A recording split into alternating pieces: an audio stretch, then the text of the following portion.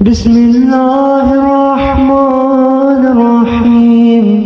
اللهم صل على محمد وآل محمد.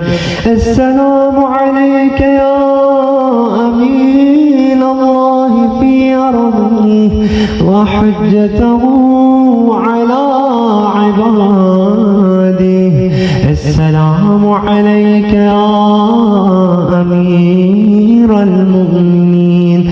أشهد أنك جاهدت في الله حق جهاده وعملت بكتابه واتبعت سنن نبيه صلى الله عليه وآله حتى دعاك الله إلى جواره فقبضك إليه باختياره وألزم أعداءك الحجة مع ما لك من الحجج البالغة على جميع خلقه.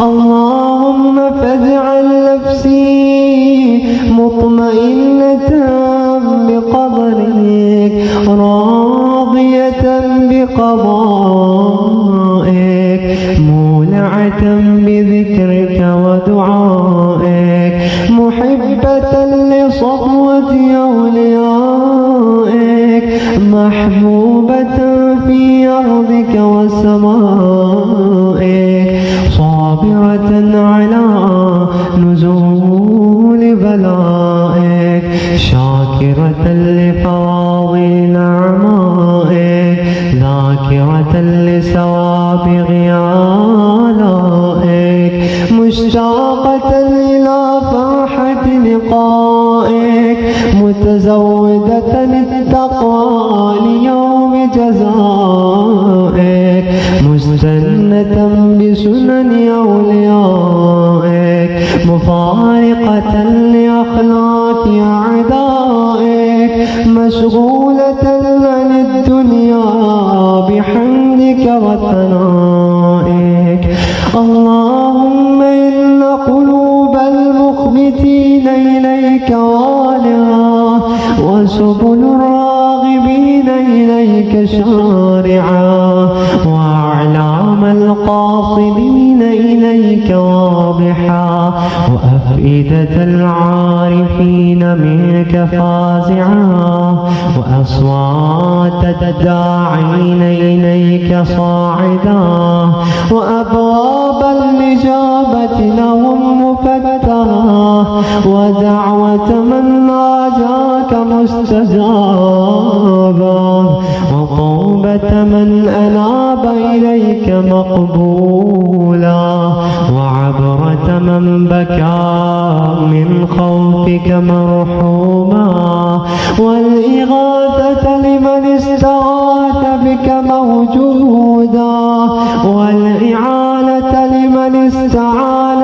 بك مبذولا وعداتك لعبادك موجزا وذلل من استقالك مقالا وأعمال العاملين لديك محفوظا وأرزاقك إلى الخلائق من لدنك نازلا وعوائد المزيد إليهم واصلا وذنوب المستغفرين مغفورا وحوائج خلقك عندك مقضيا وجوائز السائلين عندك موفرا وعوائد المزيد متواترا وموائد المستطعمين معدا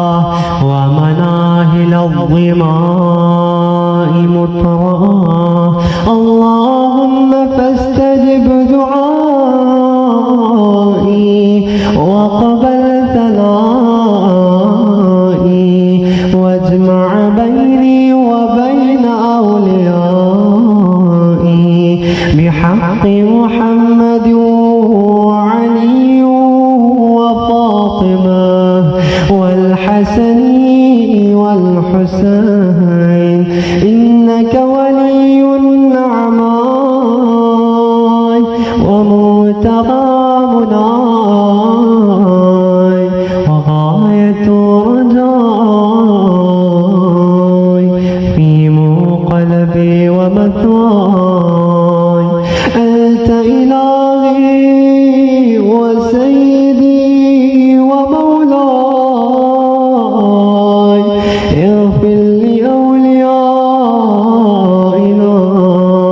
وكف عنا عداءنا واشغلهم عن عدانا وأظهر كلمة الحق واجعلها العليا وأظهر كلمة الباطل واجعلها السفلى إنك على كل شيء قدير.